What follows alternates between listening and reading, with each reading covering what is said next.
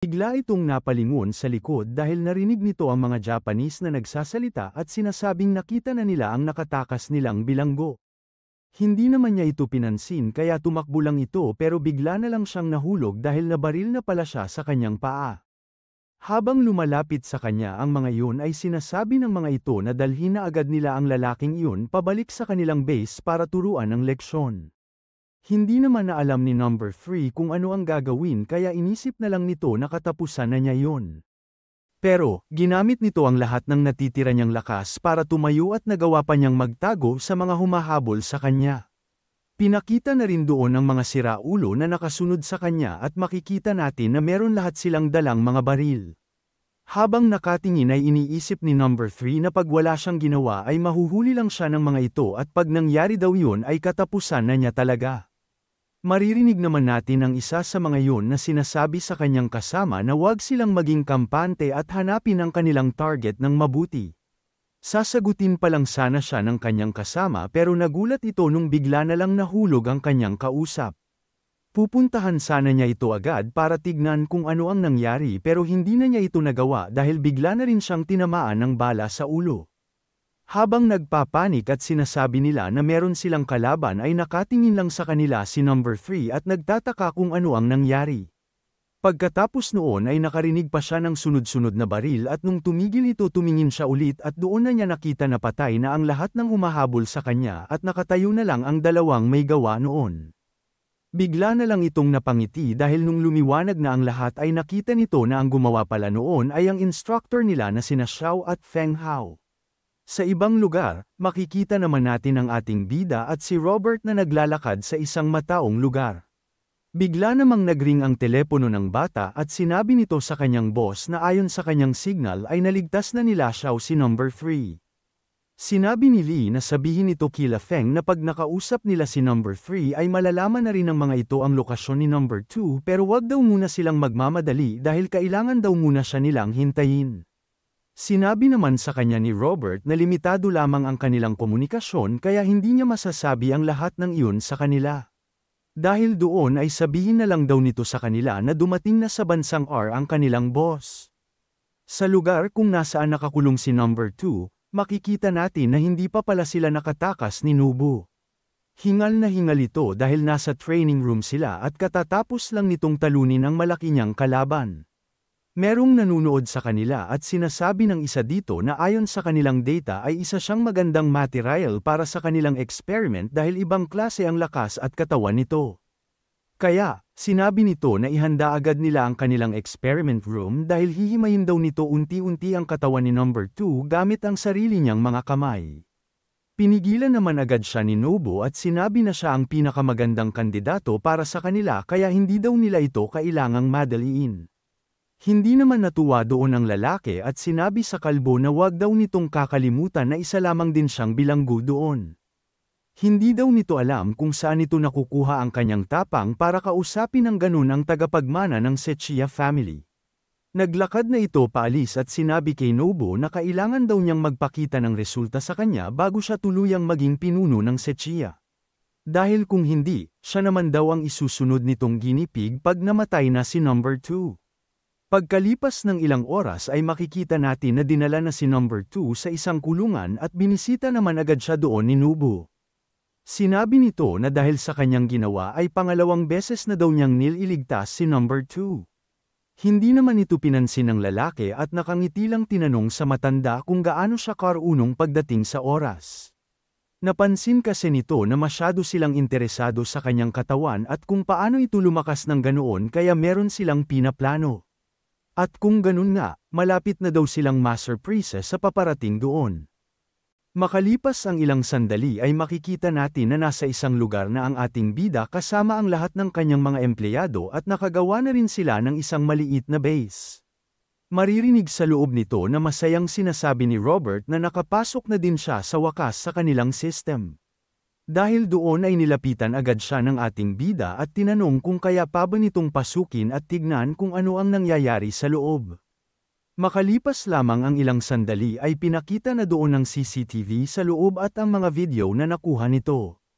Habang sinasabi ni Robert na kumpirmado nga na buhay si number 2 ay makikita doon na meron siyang kausap na matanda.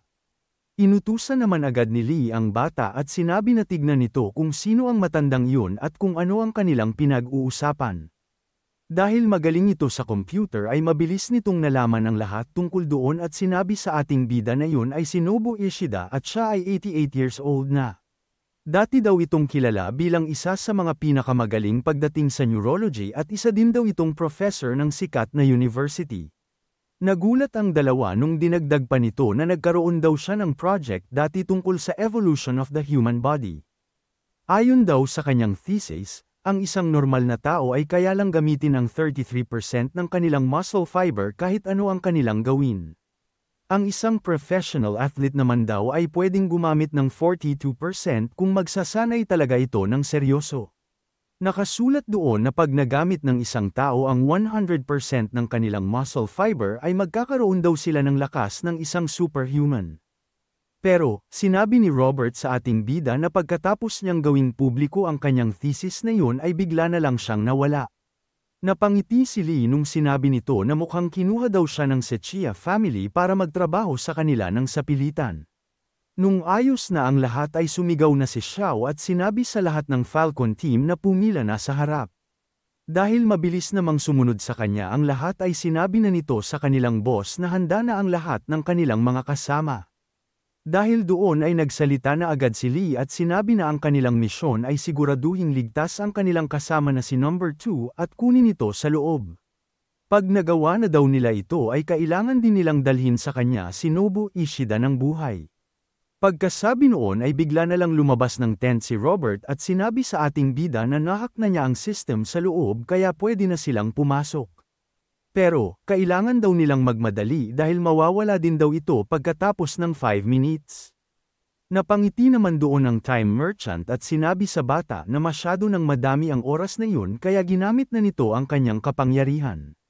Nung bumilis na ang lahat ng nandoon dahil sa kanyang powers ay sinabi nito sa kanila happy hunting. Sa loob, nagtaka ang isa sa mga nandoon dahil bigla na lang daw nawala ang kanilang aircon. Siguro daw ay sinasadya itong gawin ng mga tao sa kanilang taas dahil alam nila na nagbabantay lang sila doon sa baba. Bigla namang natigil ang usapan ng dalawa dahil bigla nilang narinig ang elevator na tumigil sa kanilang floor.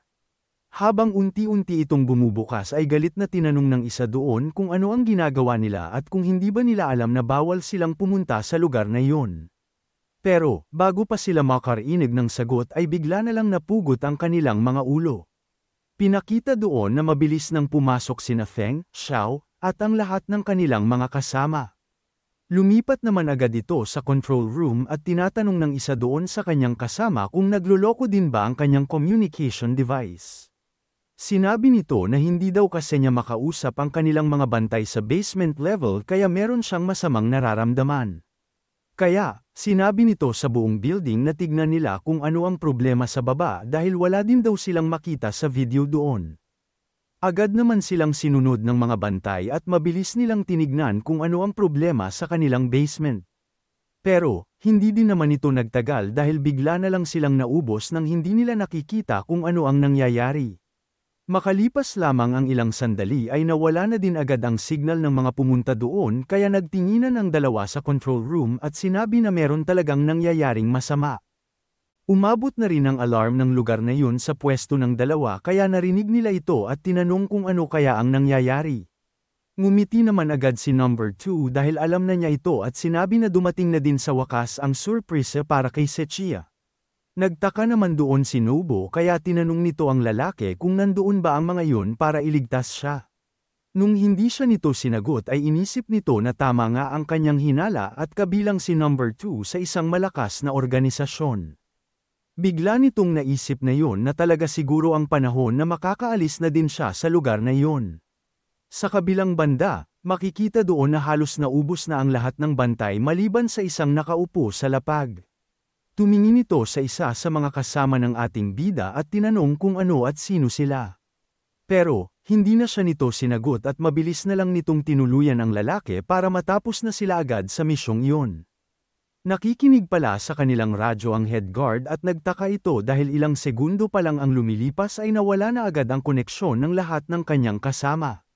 Sinabi niya ito sa kanyang boss at dinagdag pa na malamang ay silang dalawa na lang ang natitira doon. Pero, hindi naman daw nito kailangang mag-alala dahil kanina pa daw siya tumawag ng backup kaya malapit na din itong dumating doon. Galit naman itong nag-iisip at nagtataka ito kung bakit ganun lang sila kadali natatalo.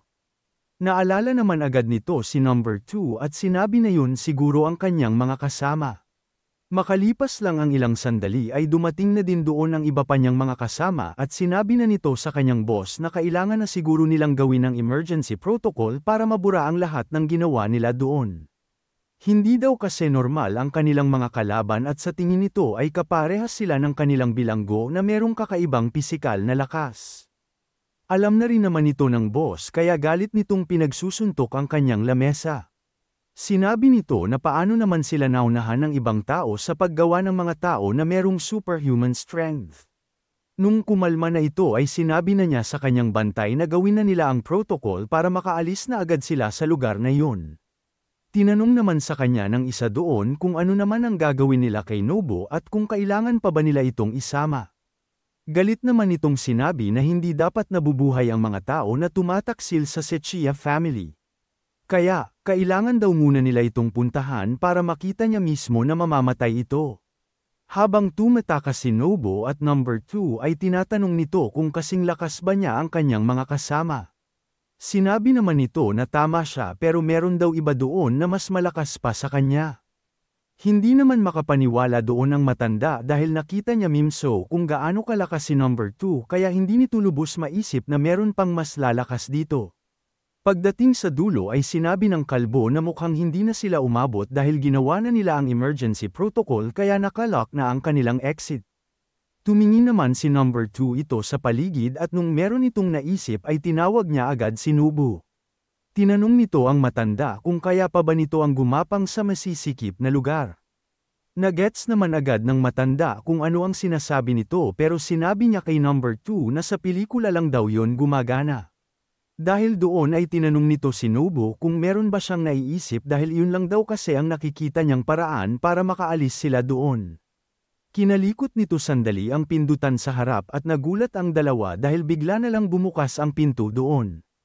Natatawa nitong sinabi na sobrang daming pera ng mga Sechiya at madami din itong mga tauhan pero hindi nila pinalitan ang password na 60. Unti-unti namang nawala ang ngiti sa mukha ng kalbo dahil meron itong naramdaman sa kanyang likod. Meron itong nakapa doon at nung kinuha niya ito ay meron siyang nakitang pamilyar na bagay. Bigla namang nagtakbuhan papalapit sa kanila ang mga bantay ni Sechiya para palibutan ang dalawa. Nagsalita ang boss at sinabi nito kay Nobu na iyon ang inimbento niyang lason kaya alam na niya ang mangyayari sa kanya. Ngumiti ito ng masama sa dalawa dahil iniisip ng siraulo na ito na panalo na naman siya. Pagkatapos noon ay sinigawan nito si Nobu at sinabi na dapat lang talagang mamatay ang mga taksil. Dahil sa matinding lason ay bigla na lang itong nahulog sa lapat at mukhang nawawala na talaga ito ng balanse. Tutulungan sana siya ni number 2 pero bigla na lang itong napahinto dahil kinasa ng mga bantay ang kanilang mga baril at tinutok sa kanilang direksyon. Pagkasabi sa kanila ng boss na patayin na nila ang mga ito ay napapikit na lang ang dalawa at sinabi na yun na talaga siguro ang katapusan nila. Pero, nagulat na lang ang boss nung hindi pumutok ang kanilang mga baril at bigla na lang silang nawalan ng malay. Pagtingin niya sa mga ito ay nakita niya na hindi na talaga sila kumikilos kaya nilapitan niya ang mga ito. Bigla naman siyang natigil dahil naramdaman niya na merong masakit sa kanyang dibdib at nung tinignan niya ito ay meron siyang nakitang kutsilyo. Lumingon ito sa kanyang likod at doon na niya nakita si Feng Hao. Nanlaki ang mga mata nito dahil inisip niya na totoo pala talaga ang mga multo. Nung alam na ni Feng na hindi na ito mabubuhay ay sinipa na niya ito paarap. Dahil sa sobrang takot ay wala na itong nagawa kundi ang manghingi ng tulong sa dalawa niyang bilanggo. Pero, bago pa lang siya umabot sa kanila ay tuluyan na talaga itong nawalan ng buhay. Nung nakita ni number 2 na gumagamit ng pampabilis ng oras ang kanyang instructor ay inisip agad nito na nandoon din siguro ang kanilang boss. Hindi naman muna siya pinansin nito dahil tumingin agad siya kay Nobu at inisip na mukhang malubha ang kanyang kalagayan. Kaya, bigla na lang itong tumakbo ng mabilis papunta sa matanda at dinala na ito para makita ang kanilang boss. Makikita naman sa kanilang tent sa labas na masayang sinasabi ni Robert kay Lee na natanggap na niya ang mensahe galing sa Falcon Team na matagumpay ang kanilang misyon. Nagtaka naman ito dahil hindi siya sinasagot ng kanyang boss kaya tinanong nito kung narinig ba niya ang kanyang sinabi. Kaya pala hindi sumasagot ang ating bida ay nandoon na sa kanyang harapan ang Falcon Team at dala na rin nila doon ang mukhang nanghihinang Nobu Ishida. Dahil masyado na itong nanghihina ay tinanong ng matanda sa mga nandoon kung nasa underworld na ba siya. Wala naman sumagot sa kanyang tanong at ang nakita lang niya ay ang ating bida na lumalapit papunta sa kanyang direksyon. Tinanong nito kung siya ba ang boss na tinutukoy sa kanya ng kasama niyang si number 2. Madami pa sana itong gustong itanong dahil ang nasa harap kasi niya ang nakagawa ng mga tao na merong supernatural strength pero mukhang hindi na daw niya ito kakayanin. Ngumiti na lang ito at sinabi na karma na rin siguro ang nangyayari sa kanya na mamamatay siya gamit ang lason na kanyang ginawa. Natigil naman ito sa kanyang pagsasalita dahil tumigil na ang ating bida at yumuko sa kanyang harapan. Nagulat ito dahil bigla na lang sinabi sa kanya ng Time Merchant na babaguhin ito ang lahat ng nalalaman ni Nobu tungkol sa oras.